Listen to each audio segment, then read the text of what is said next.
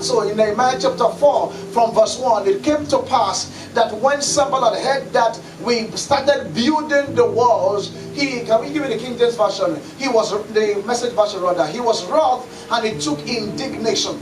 So Message version says that when Sanballat heard that we were rebuilding the wall, he exploded in anger and is vilifying the Jews. And this is really simple. Every time you want to build, every time you want to do something great about your life, every time you want to build what is going down in your life, it's not news and it's not big deal that the devil will show up at that time. It's like somebody who has not been very, very steadfast in the things of God, and the day you decide to just pick up the work of God, maybe you've not been, for example, you've not been in church for 2 years, and decided to just go back and pick back the work of God, and you found yourself in a unit to do something, and it's that same day that somebody had to insult you or speak down on you to just attack the decision you just made, so that it will look like you made the wrong decision as at that time. So you find out that the devil just shows up like a vial, and because you're about to build something, let me tell you something. If you are in the lane of the devil and you're in the radar of the devil, and the devil knows that you would always do his will and do the things that have to do with him, the devil does not have a business chasing you or looking at you. He ignores you because you are already his own already. So he's not going to do anything about it. But the moment he finds out that he can say to you, don't worry, you can pray, but make sure that the spiritual thing you want to do does not bring about a strong impact in your life or in your environment. The devil says, I'm okay with that. The devil says that you can do a little bit of God, do a little bit of that side, and just do something that does not make the kingdom of the devil or the kingdom of demons to be terrified. He says, I'm fine with it. But the moment you do something, you want to build something that the whole world will see and is going to have an impact on the environment, it says that the devil is ready to chase you and he's not going to ignore you. He's going to fight you, stand with you. And it says that Sanballat exploded in anger and he was vilifying the Jews. Why would Sanballat was living in that city, and somebody came to build the city for him, and he was angry. He busted into anger. Sanballat was a man who was bent on making sure that the doors of Jerusalem were not built.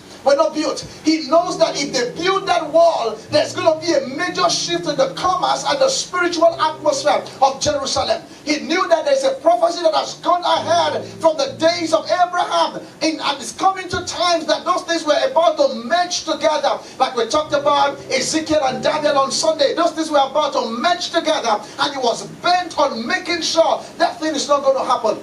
And I can tell you the truth, every time you pick up strength about your life, you pick up courage to face something, every time you try to stand right, every time you try to say, I will keep myself pure, I will not defile myself, I will not go to the wrong places, that's the time the devil brings on you the greatest of all temptation. So you find out that you just rejected a man of sex, and the next thing is that you get a letter from your landlord, and he says to you, I'm ejecting you out of this house in the next 1 week. Something comes into your heart like a regret that if I had done this with this man, I would have gotten this money and I wouldn't have been embarrassed like this. So what happens is that he comes at strategic times, and he wants to explode your mind. He wants you to lose your mind. He wants you to change your mind about your decisions in him. But the truth is that you must learn that that's always the wiles of the devil. And you know that if you keep standing, he's going to be the one who will shift if you don't shift from him. Somebody say amen to that. Amen. So in verse 2, he says that he exploded in anger.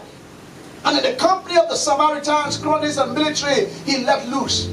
See what Sanballat said concerning a man who came to rebuild the wall. He said, what are these miserable Jews doing? He started with mockery. The devil comes into your life. He throws some curveballs. He throws some temptations. He throws some really crazy things into you. And he's trying to see, and he's telling you, he wants to mock you. He wants to tear you down. He wants to break your emotions. He wants you to find a fault in God. He wants you to find a reason why you can't keep serving God. He wants you to find a reason why you can't keep going to church. He just wants to break something on your inside. He says, what would these miserable Jews do? In fact, the King James Version says that, what can these feeble ones do? The word feeble in the Greek is explained as a flower that is cut out of the branches. Like people who have half-life, people who don't have have strength, people who can do anything. He called them feeble, the people who came to rebuild the walls. And he says that will they even fortify themselves? Go back to the same translation. Will they fortify themselves? Will they sacrifice? He says that do they think they can get everything back to normal overnight? Do they think that they can change things? Do they think that things can come back to normal overnight? But it was just a question he was throwing at them. He said, can they make buildings of stones out of a make-believe? What he's saying there is that the stones have been burnt and they are all rubbled together. How can you bring out stones out of, if I give you the King James of this verse 2, how can you bring out good stones or good roses out of this kind of thing?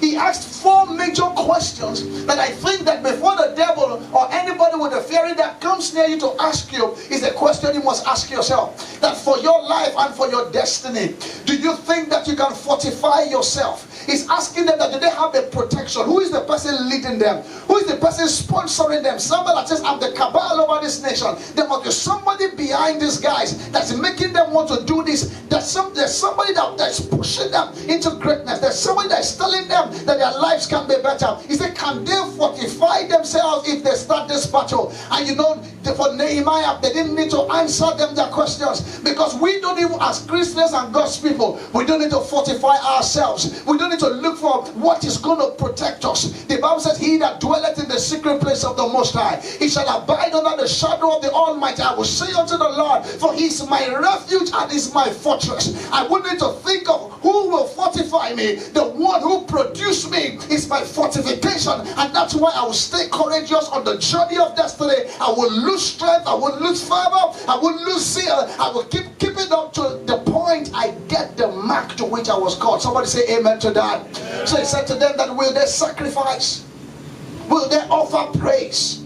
That if they get into this thing and I throw this bombshell on them and I throw these missiles on them, they don't look like people who can sacrifice. They don't look like people who can offer praise. And I said something, I think I wrote it on social media. Every time something like a missile hits you in your journey of destiny, you must respond back in worship and respond back in praise. The farther you are from worship, the more you keep losing your mind. The farther you are from praise and joy in your heart, the more you still get yourself overwhelmed. You sleep and you wake up, but somehow it looks like you never had a rest overnight because you were thinking all through in your sleep. He says that this is a strategy that I know that many Christians don't know. They may not know that they need to sacrifice. He says that can they complete a project? Can they bring it to pass in one day? And can they revive stones out of the heaps of the rubbish? Can they bring out good roses out of a marbled burnt stone? That was what he was asking. And in verse 3, interesting. He said Tobiah came into the picture. He said, even that thing that they are building, if a fox goes on it, he will even break them down. Their stone wall. They see what you are building, they mock it. Is this how far you can go? Is this how far you can do? Is this what your mates are doing? Is your life not so you think you are doing something normal? You think you are doing something that makes sense? Some of you are on the journey of purpose, you're on the journey of vision. Many people are telling you that, don't you think that what you are doing does not make any sense? It does not make any sense. I remember some years ago when I told a few folks that I was going into ministry. Many people in my family were exactly against me. Many people around me thought that it was a foolish decision. They looked at the things I had to sacrifice. They looked at the job that I had alongside. The job is not too popular for many people to just get into the job. And I said to them that I feel that this is the leading of what God wants me to do. I remember that, my family was a whole tough thing. And they said that, so you think that they look at you had we thought you had a bright future. We thought that you were going somewhere. When we hear you talk, excuse me. So you hear things like, when we hear you talk, we thought that you had a bright future. We thought that you were going somewhere. We thought that with this energy that you have, you're going to do something really tangible in your life. What they're simply telling you is that it looks like what you're about to do is a stupid decision. And they mock you. They bring fear into your heart. They make it look like what you are doing is nothing. But you've got to learn something that you have to stand. Stand with your decision. Be courageous about the things that you believe. On the journey of purpose, it may not be popular, your friends may not be into it, but after a while, it's going to make a lot of sense. Tell your neighbor it's going to make a lot of sense. Tell somebody else, say it's going to make a lot of sense. He said, what you are building, just an ordinary fox, when they climb on it, they will break it. And you see, one of the things the devil does, the first thing he will do to break you is that he will throw a curveball of mockery around it. Is this a book? So you wrote a book. Is this a book? You wrote article. Is this an article? I mean, the one I see in recent times, somebody writes something really powerful on Facebook or on Instagram. You see 2 likes. You see 3 likes. And the person is feeling bad. Maybe I'm not blessing the word. Maybe I'm not taking sense. Maybe what I'm saying is not, people feel like that. I never knew until last year when I started hearing people tell me how they are feeling and how out of emotions they said they won't keep writing the articles that they are writing. There was somebody that actually called me and said, sir, is it that when I write, you don't find sense in what I said? I said, I read your text. He said, but you don't like it. I said, but I read it. He said, but you don't like it. So his validation is in the like. So what happens is that every day, the 5 people that like the thing, he will go to the 5 likes and click it to see the names of the people. So he has checked mine for many months. I said, oh boy, anger can never work out the righteousness of God. You don't need validation. You don't need those things. Keep doing what you are doing. It's like a curveball the devil is throwing at you. Some of you started some things done. Many years ago when you were on campus, you did something small. You know, when you now did it, they looked at it and said, this thing is really small. This thing, there's nobody doing anything at a higher dimension that it never started from a smaller dimension. In fact, what happens is this. God never give you big dreams to do. He gives you the small one that you do. What he does with it is that he just amplifies it. That's why you see it in the big way. So the real deal is in the small seeds. The tree is in the small seeds. The river is in the fountain. The human being is in the small nerve. That once one small nerve goes wrong, everything about your life goes wrong. So never ever look at the days of the seeds, small planting, small beginnings, and tell yourself, what is this? Like the children of Israel called, they said, this is manna. You know, manna means, what is this? They were never thankful about it.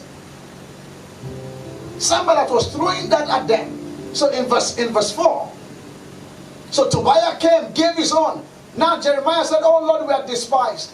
And turned their report against them and give them for a prey in the land of captivity. This is a story. This is a response. Give me the NIV of this. A response out of anger. And that's not the kind of prayer that we should pray now as Christians. Give me the NIV version of this. He said, Lord, we are despised. Turn their insult back on their head. Give them over as a plunder in the land of captivity. He was trying to give it back to them that God, you need to deal with these guys. Give them this insult. They want us embarrassed. Let the embarrassment go to them and all of that. He was responding. I like their response. In fact, when I read it, I was like, wow, this is good. But just that that's not the kind of prayer we should pray in the New Testament. We don't even need to focus on the devil. We don't need to focus on the things. He said, let me tell you something. Learn to ignore critics. I learned that from my pastor. Everybody that I've tried to bring him down, he has never responded. I've followed him for a while. I've listened to him for a while. He has never responded once to them. Sir, somebody tore your book on television. On the global TV space. This is bad. He said that it's not my business. In fact, he even told them that it's not my book. They said, sir, we saw it. It's the anointing. It's your name that is there. He gave reasons why he didn't want to have an offense against the person. He said, sir, they said that you are using anointing oil to do this or do that, He said, don't worry, it's not me he's talking about, he's preaching about it. He always ignored critics. One of the things you want to do is that you want to defend yourself before your critics. Your defense never gets your critics off your back. What you need to do is ignore and you keep moving. Never ever, you're going to reduce your speed. Where do you find the time? You're on assignment to now start giving responses to critics and start explaining to all of them. Are you trying to get validation? There's no amount of defense you can give to your critic that can ever liberate you from them. Face forward. Keep moving. What God has said before you, you don't have enough time, so you have to keep running to make sure you get it done. Don't mind the critics. You started some things this year, January to October. The thing they said to you is now ringing in your head. Ringing in your head. Is this life? Is this Christianity? So you followed God now? Is this? So they make a mockery. You don't need to give. And in fact, I will never forget this story. A staff, I think around 11 o'clock, ran to Bishop Oyedepo's office and said, "Sir, we just watched you on television now. You know you are not on TBN. And they just put your message there. That's the power of God." You know, he was excited. And Bishop said, wait a minute. I mean, if you're a bishop, what I told you, you're supposed to be excited. Like, wow, that's some favor there on airwaves. Glory to God. The man said, you mean you were watching television during work hours? That was how he issued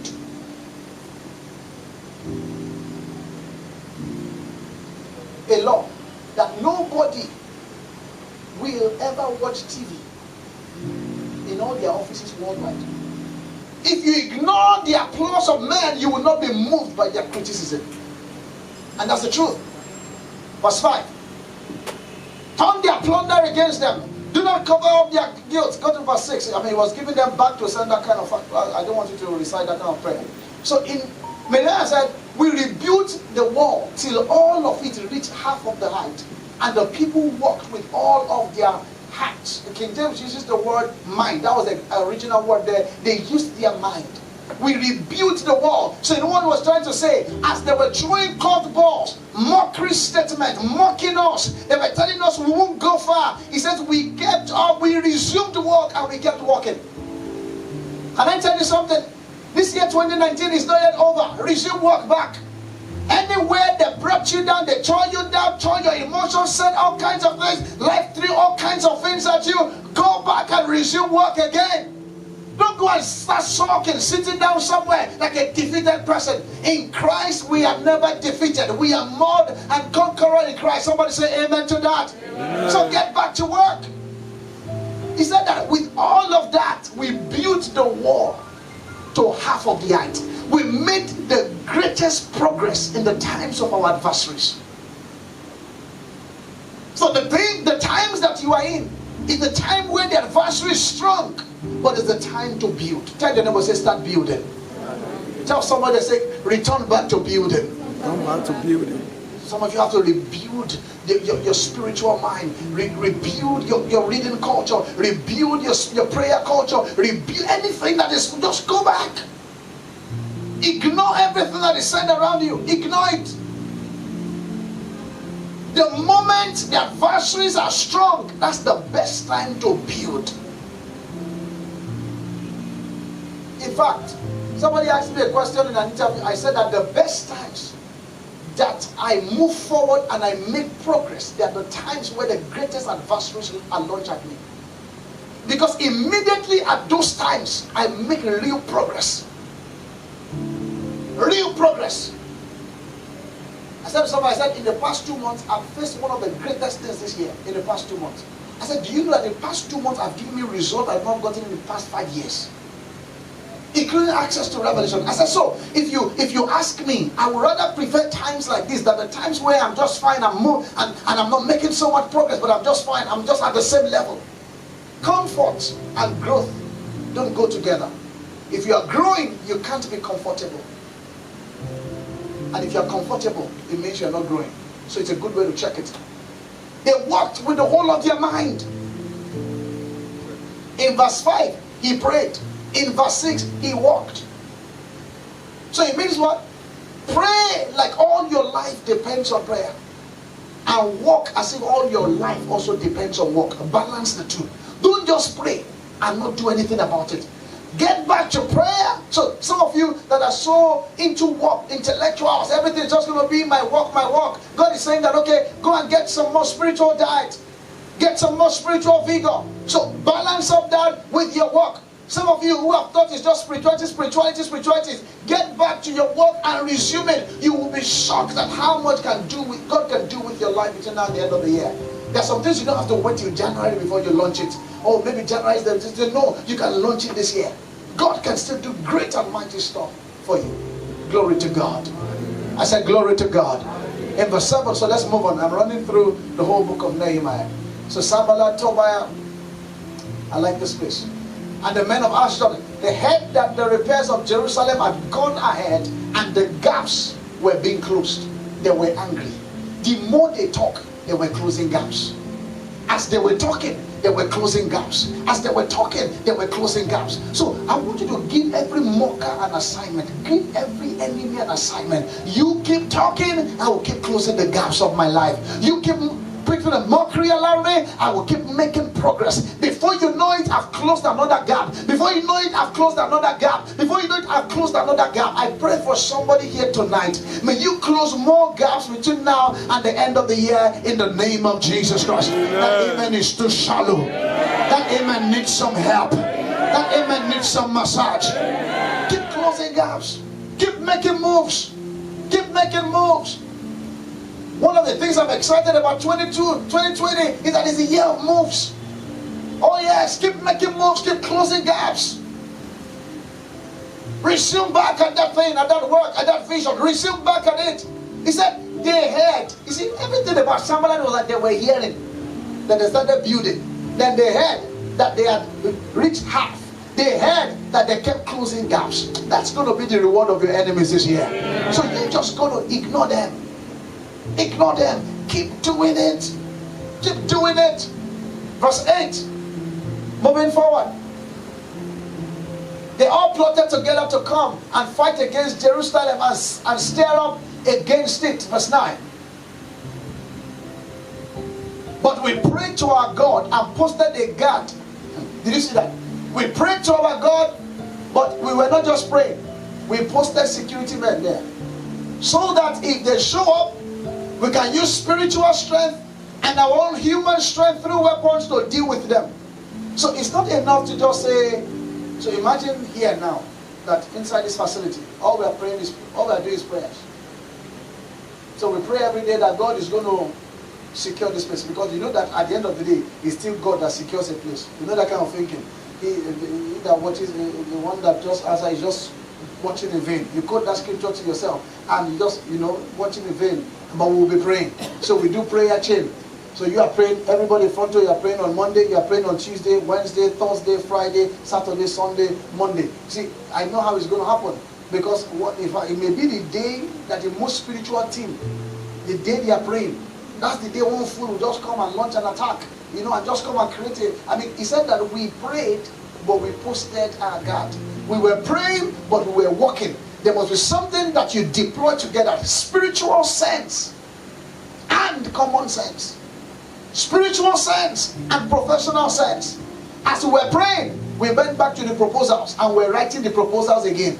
And we received the inspiration that this is where our proposals are going to against next year, and we're going to submit it this year before they start opening up their calendar for the new test. So we write it down. So we were praying, but we were also closing gaps and we're posting guards. We are praying and we're doing something. So you know what prayer does for you is that prayer actually it paints a picture in your mind. Every time you pray, like I said, that every time you worship, God rewrites a new law in your heart. So there's always a picture that is painted in your heart. Every time you are done praying, you need to resume the picture you saw. So if you're a Christian, you pray and you get no picture in your mind, there's a problem. You're not going to make a lot of progress in life.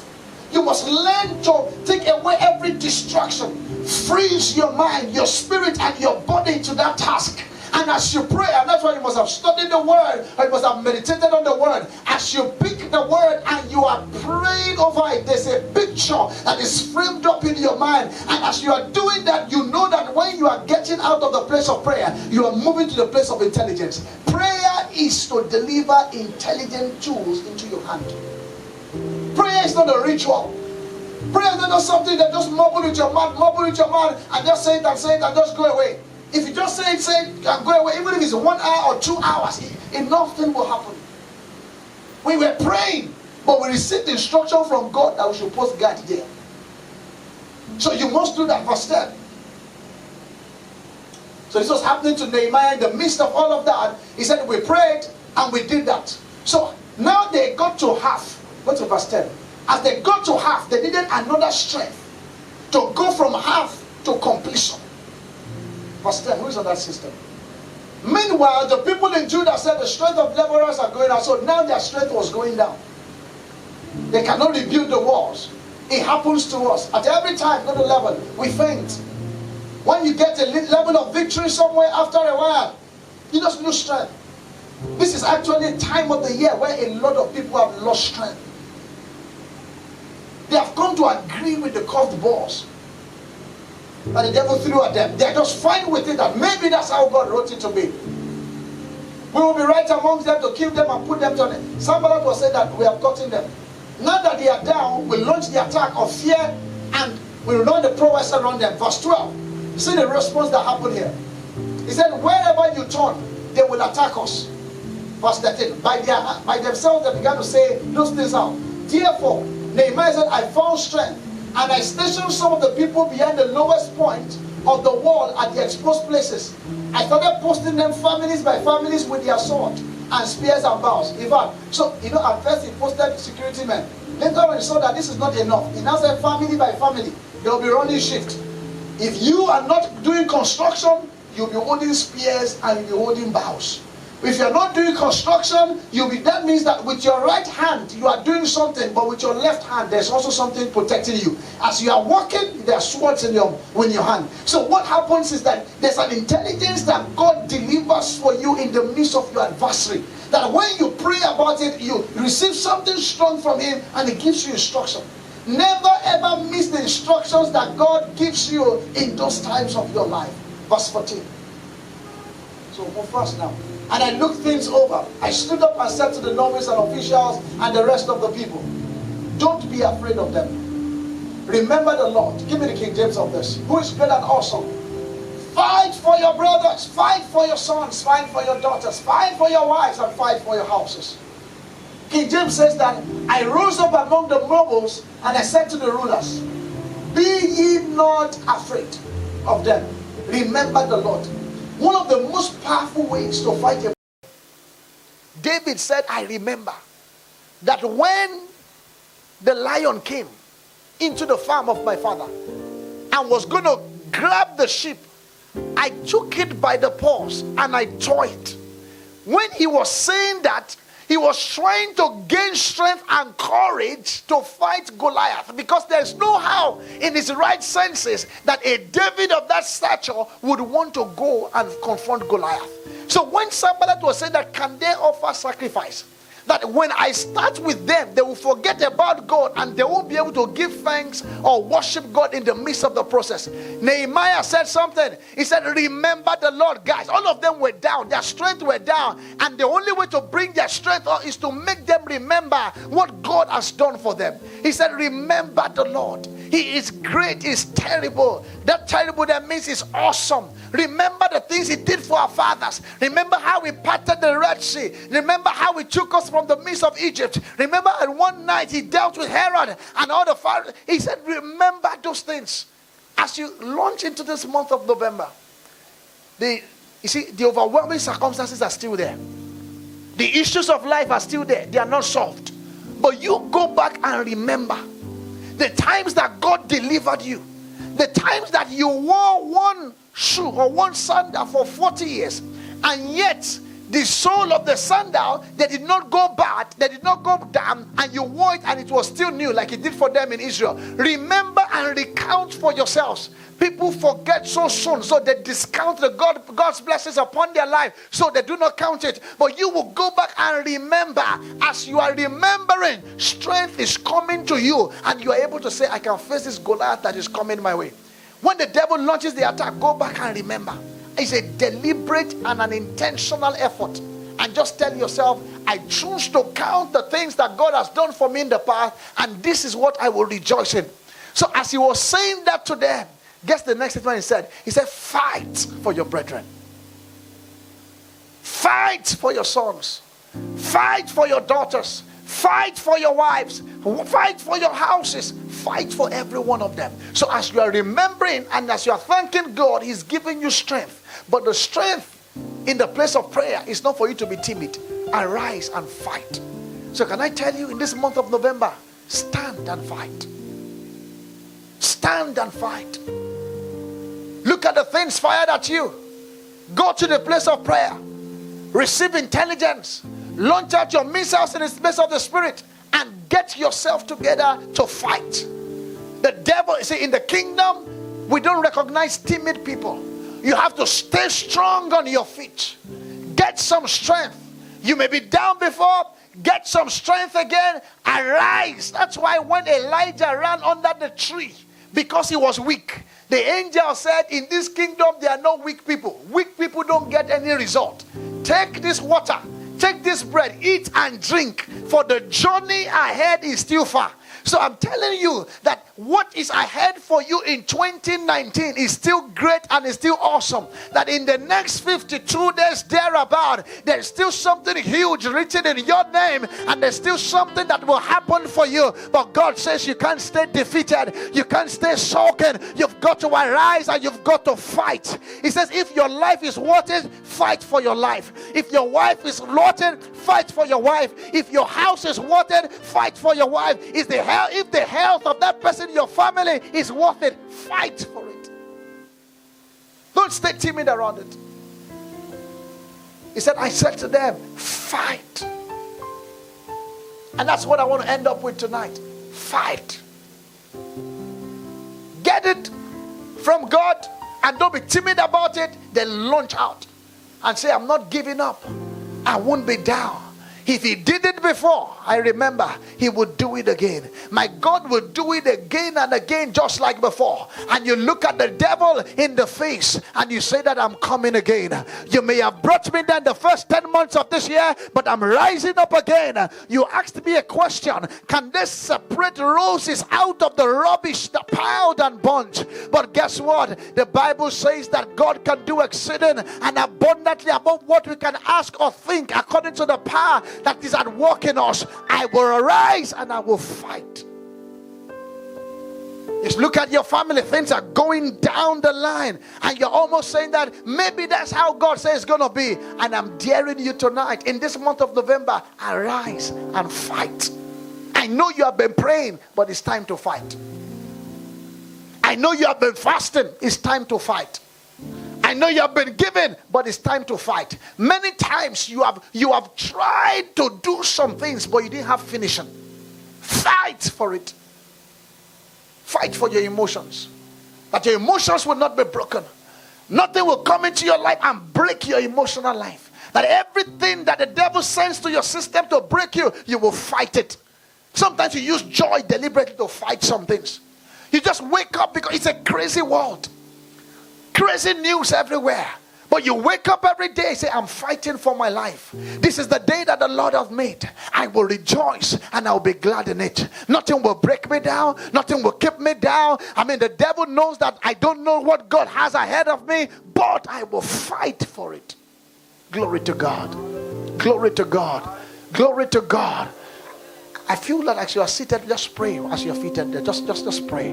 Are there things you need to fight for in this season in your life? I know that you have been praying and I know that you have been fasting. I know that there's a whole lot going on in your mind, but fight for it. Fight for it. Fight for it. I am saying my life will not go down the drain. I mean, the attack launched over your emotions. You're saying, I will stand. I will stand. I will stand. It won't go beyond this. It won't go beyond today. I make a shift in the course of my life. I make a shift and I come to the position of joy. I come back to my identity. He says, can they sacrifice? Can they sacrifice? And you're saying that I can sacrifice. I will stand up and I'll make sacrifices of praise. I will make sacrifices of thanksgiving. I will stand. I will stand. I will fight for my house. I will fight for my health. I will fight for my family. I will fight for my house. I will arise. I will fight. I will arise. I will fight. I will arise. I will fight. I won't die the way that I am. I won't die in the state that I'm in. I will make progress. I will keep fighting. I know that my father looked almost defeated. I know that my mother almost looked defeated. It looks like my siblings have been defeated. And the devil is about to throw throw a party over them, but I will stand and I will arise. I will fight for them. The battle is not over. I will stand in the gap for my family. The health problem, the disease, the ills, I will stand in the gap like the man that God can find, and I will stand for it. And if God can find my stamp in the place of the spirit, then that plague cannot stand up, then that attack cannot stand up, because I will fight. Some of you need to fight for yourself, fight for your life, fight for your job, fight for everything that has eluded you in the first 10 months of the year. And you say that I'll keep fighting, I will stand and I will fight, for the Lord will do great and awesome thing. I remember the things that he has done, therefore I would enter into my rest. I will fight the good fight of faith. I will not give up. I won't give up. I won't give up. I won't be down. God will do it again. He's done it before. I know the time he brought me out of the fire. I know when he brought me out of the rain. I know when he exempted me from the flood. I know the times he showed up for me when no one was there. I know the time that when I cried, he comforted me. I've had enough experiences with God that to remain down where I am, I will stand and I will fight. I will stand, I will fight. I will pick up the remaining energy that I have from the remaining pieces remaining in me. I will pick it up. I will pick myself and I'll keep fighting. I won't give up. Some of you have been discouraged. They said you can't go far in life. They say you can't go far. That even it has been written that everybody in the family can never go beyond this box. And you're saying to yourself, the devil is a liar. I will rise in that family. My star will shine. My name shall be heard. I shall be globally relevant. I will not die a local champion. In the name of Jesus. In the name of Jesus. I will stand. I will stand. I will stand and I will fight, and I will fight. And he said, fear not, do not be dismayed, for I am with you. When you go through the fire, I'll be there with you. When you see the flood, you will find me in the midst of the water. He says, I will do all in my capacity to make sure you don't die on that battleground. I fought the fight for you on the cross. I won the battle for you on the cross. It's left for you to defend your belt. It's left for you to defend your belt and defend the victory that I fought for you, that you will enter into your rest and stand and stand. It says, after you have done all that you know how to do, he said, you must learn to stand. You must learn to stand. You're at your breaking point, but it's telling you, stand. I will show up. I will come in. I will knock at the door. I will come and wine and dine with you. In the name of Jesus. In the name of Jesus. I receive some more strength. Come on, go ahead and say, I receive more strength for this year. Every weakness leaves me today. I refuse to be weak in my emotion. I refuse to be weak in my spirit. I refuse to be weak in my body. I will be complete to take hold of the inheritance that God has for me in the next 52 days of this year. Is somebody praying at all? Is there a generation that can stand? Is there a generation of fire that can lift up their voice and declare and decree and check the fight and go to the enemy's camp? Are there people who are tired of where they are and they want to go to the enemy's camp? They want to stand and take their inheritance and say that the devil is a liar. I will not be defeated. I will not stay defeated. Never, never, never, never, never, never will I ever be defeated. In the name of Jesus, every weakness is displayed. Every weakness is gone. In the name of Jesus. If you came here tonight weak in your body, I want you to shake your body, shake your emotion, stir up your spirit, get more strength into yourself, get more fire into yourself, shake away the weakness, shake away the weakness. Don't be tired in the place of prayer. Don't ever be wearisome in the place of prayer. A place of prayer is a place to energize yourself. If you can't pray, then I don't know why you came, because the devil will make you end up as a prey. You've got to arise. No more, no more, no more, no more. Enough is enough. You've been a timid long time. The devil fed on you a long time.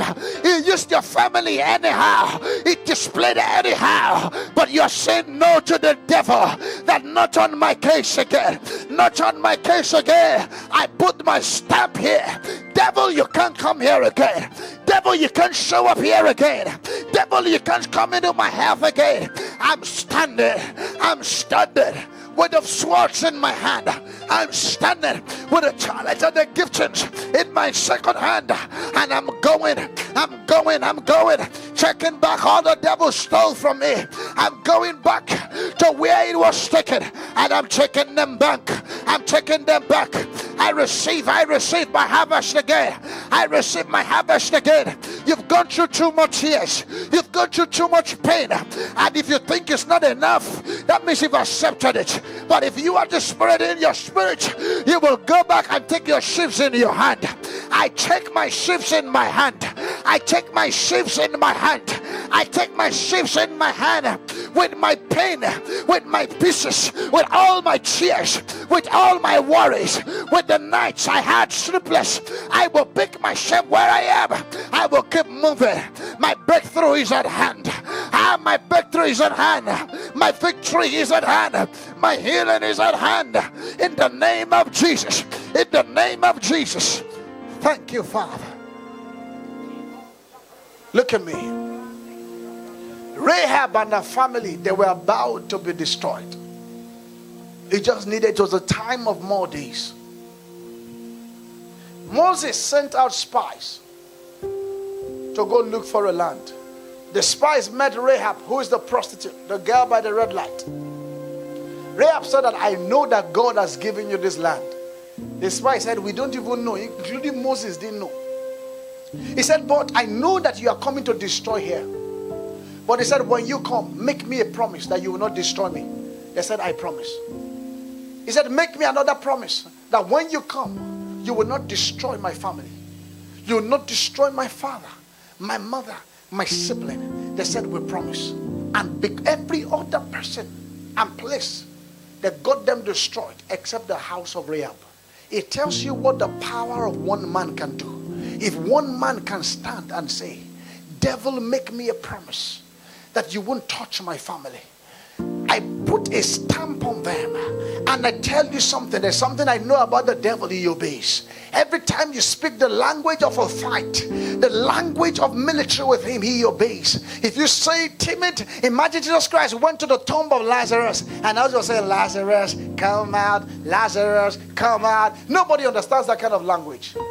I wasn't there, but I can peep into the spirit and I know that Jesus shouted with a loud voice, Lazarus, come out. I paid for that fight already.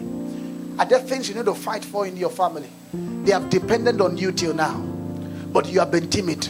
You've gone sinusoidal. You went up today, down tomorrow. Went up today, down tomorrow. Many of you ought to have delivered your family from where you are, but laziness of the spirit, laziness in the heart, laziness of the body, spirit of slumber, a spirit that is not aggressive, that is not desperate. But tonight I want to hear the voice of Rahab's here, and you're saying, not my family. You're saying, not anymore, not anymore. And then Rahab, you know, Rahab was even a prostitute. So even if you think that you are inadequate and you've not had a good time on standing with God, I tell you tonight that the blood of Jesus and the finished works can work for you and can speak for you. Not my family. Rahab said, not my family. I stand tonight in the spirit and I declare that my family. Some of you, they've told you the end of the year is the time where wickedness comes. It's the times where arrows come. They call it the ember month. You said, not me, not my family. I declare goodness. I declare victory. I declare before the devil launches the attack. You are saying, not my house. Some of you wait after he has launched the attack, then you now want to manage the attack. But I'm telling you that you've got to tell him, before you launch your attack, before you launch your missiles, not my house, not my church, not my ministry, not my household, not my job, not my company. I stand. Therefore, when he says that, can they revive the stones? He was asking a personal question. Can there be a revival that can break out from their spirit? You know what a revival would do? I don't know if you are getting this thing. If that revival breaks out, he says that good stones will come out of rubbish. If that revival, if it flags, he said, good stones. Give me the message version of this. Good stones will come out of the rubbish. Message version says, make building stones out of a make-believe. But if there's a revival, no matter how burnt the stones are, no matter how your emotions have been ruptured, no matter how much of Hail Mary that they have thrown at you, you will tell yourself that I'm going to come out as a good rose from this burnt sacrifice. But it says, will they revive? Will they revive? So I want to ask you, will you revive the stones? If a revival can break out of you, give me the King James Version. He said, you can create in one day. Hear this thing I'm telling you. It means that if you get this thing clearly, you can wake up tomorrow. Something that will cost you tears for good can happen. You can go for a meeting and a decision can be made that can change the narrative of your life. There can just be a recommendation. Because he says that, will they make an end in one day? But as soon as Zion travailed, he brought forth. You have been walking. We are blending it with prayers. He said that was how they built it from half to the end. If they can revive the stones. Those 4 questions. I want you to make an allegiance to God tonight. I will fortify my family. I will sacrifice. There will be a revival in my spirit. I want you to make that allegiance. Take that responsibility for yourself. I will make the sacrifice. The sacrifice of prayers, the sacrifice of the word, the sacrifice of study, whatever I need to pray and whatever I need to do, I declare and decree that I will do it. I will do it. I will do it. I will do it. In the name of Jesus, I will fortify myself. I will fortify my family. No breakage. The serpent will not break our walls. The serpent will not break us. We'll fortify ourselves. We'll fortify ourselves in the name of Jesus Christ. Father, I give you thanks and I give you glory. Blessed be the name of the Lord. In Jesus' most precious name we pray. I want to pray 4 prayers over us tonight. From that same verse 2, as we partake of the communion. That these 4 prayers will bring about these 4 things in our lives in this month of November. He says, what do these feeble Jews know how to do? A feeble is like a flower that is plucked out. Some of you have been plucked out from the branch. So much disconnection, so much failure. You entered into the season of drought, dryness, no productivity, nothing has been working, but you have tried and tried and tried and tried. You have prayed and prayed and prayed and prayed. You have done all that you know, but in this period you are really weak. So God said I should pray for people who feel weak. In this month of November, I pray that the strength of God comes out of your weakness by His grace in the name of Jesus Christ. Because He says that through your weakness shall His grace be made manifest. This month of November, you will not be weak. Spiritually, emotionally, physically, I declare and rebuke those weaklings away in the name of Jesus. Any weakness sent as an attack to your destiny, I declare that the last one you had is the last you would ever have. In the name of Jesus. Number 2, he said, will they fortify themselves? Whatever questions your fortification this month, I pray that you will enjoy divine protection. You, your household, everyone connected to you. I bring you under this cloud of glory tonight. I bring your family, your sibling, everyone connected to you like a Rahab. I bring them under this cloud and this oath of covenant. I bring you under the covenant where no serpent can bite the walls. I declare and decree that you would enjoy the covenant of divine protection in this month and beyond, in the name of Jesus. Number 3, it says, would they sacrifice? I pray that this month you would find strength to respond in worship and thanksgiving over every phase and every season and everything that happens to you in this season, so that you will not lose out of your miracle at the end, in the name of Jesus. May you find strength to give thanks to God. May you find strength to offer incense to God. May you respond appropriately to every crisis that comes your way, in the name of Jesus. And number 4, I pray for a revival in your heart, a revival in your soul, a revival in your spirit, a revival in your body, in the name of Jesus. That revival will bring about the supernatural. In the name of Jesus, beautiful roses are coming out of burnt stones.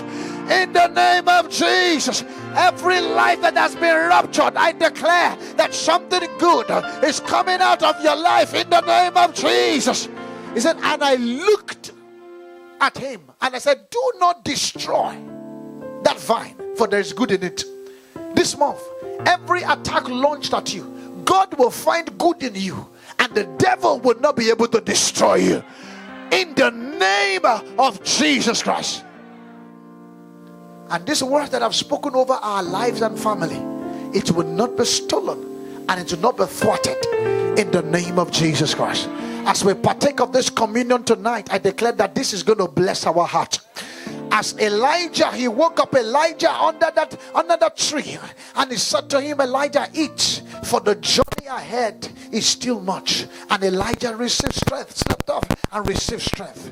I pray that through this communion, may you receive strength to go further, in the name of Jesus Christ. You will not die by the wayside.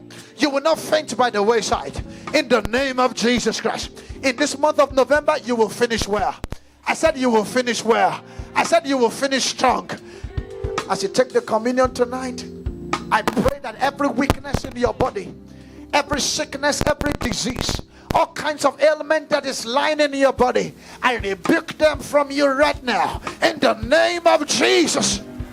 You would wake up into the goodness of the Lord, in the name of Jesus. Father, we give you thanks and we give you glory.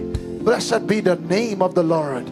I declare and decree once again, the Bible says that as Moses dropped his sword, he turned into a serpent, and the serpent began to eat the other serpents of the astrologers. As you take this bread and as you take this cup tonight, which represents the body and the flesh of Jesus, whatever has been worrisome in your body, whatever has been a concern in your body, in your health, I declare, just like that serpent of Moses ate up the serpent of others, may this blood and this flesh, may it swallow up every ailment, every sickness, every disease in your life and everyone connected to you, anywhere they may be right now, in the name of Jesus. And the Bible says that in that same hour, they were healed. I declare that even in the same hour, you are healed in the name of Jesus. Go ahead, give God thanks, take the bread and take the cup.